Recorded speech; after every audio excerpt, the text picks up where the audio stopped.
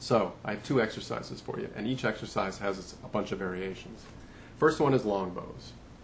What we're going to do is get the open G string, pick a spot close to the bridge, and try to keep that spot. Get yourself your metronome, set it on 60. Try to do at least 8 counts per bow if you can. So just a straight tone, pretty loud.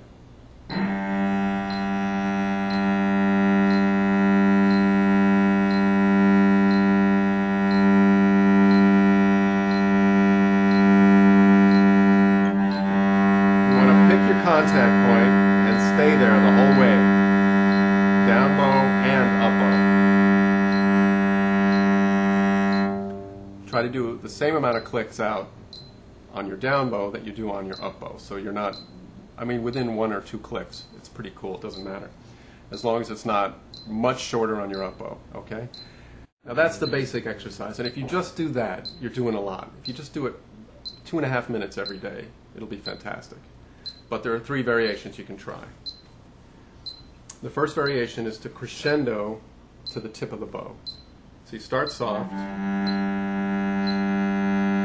get louder and louder. With these variations, you can play with the contact point. As you get louder, you might want to get closer to the bridge.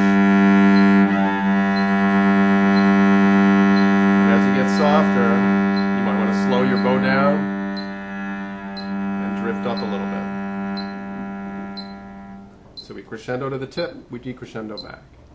Now, decrescendo to the tip. So we start loud. In this one, you might let your contact point drift, and you might slow the bow down a little bit.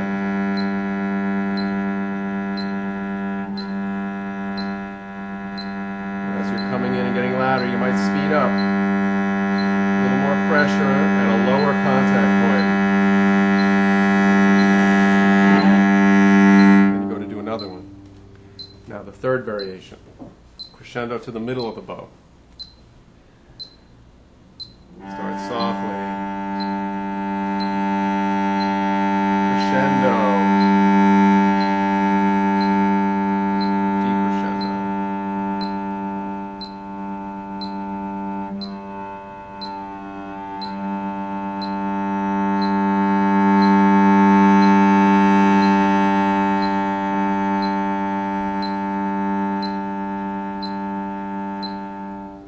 That one I always find to be the hardest one. So that's the long bow exercise. Once again, just do it every day, 3 minutes even. Doesn't take much, just stay engaged, stay interested, and when you start getting bored, stop. Here's the second exercise. Pick any note on the D string, say the A with the first finger. It's the same idea, we're going to bow a long bow. But this time I want you to move the stick towards the bridge and away from the bridge. Towards the bridge and away from the bridge while you're bowing. And you're going to bow a long bow just like we just did, except as we bow it, we're going to rock the wood of the bow in a 180-degree arc. Touching down on the D string.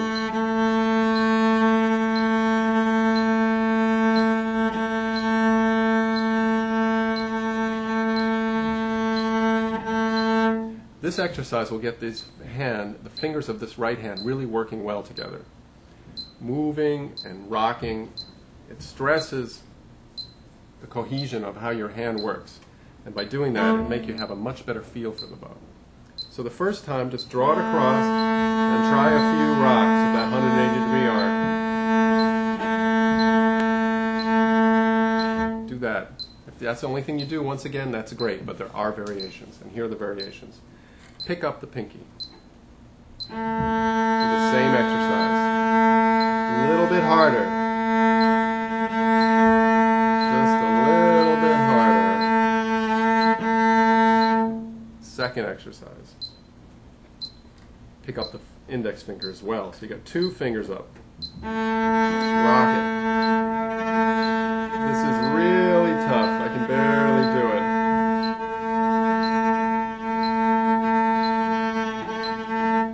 very difficult. But once you put those fingers back down and try to draw a bow, it's going to feel like, wow, I really feel the bow. It feels fantastic. One thing I want you to be aware of is to make sure your left hand doesn't tense up because your right hand is working hard.